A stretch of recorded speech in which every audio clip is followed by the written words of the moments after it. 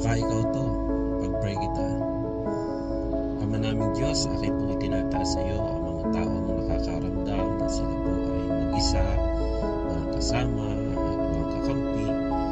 Marahil nakakaramdam sila na sila ay iniwan ng kanilang mga taong inaasahan sana, lalo na tutulong sa mga sitwasyon sila ay nasa gitna ng problema. Akin pong dinadalangin, Lord, na iparamdam mo ngayon sa kanilang buhay ang iyong mga yakap, ang iyong kalinga at pag-ibig. Iparamdam mo, Panginoon, na kailan mo ay hindi mo naman talaga sila iniwan at hindi mo sila pababayaan.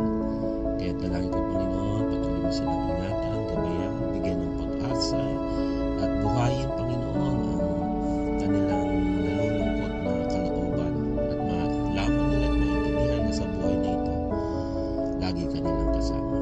Salamat po, O Diyos. In Jesus' name we pray. Everybody say Amen. God bless.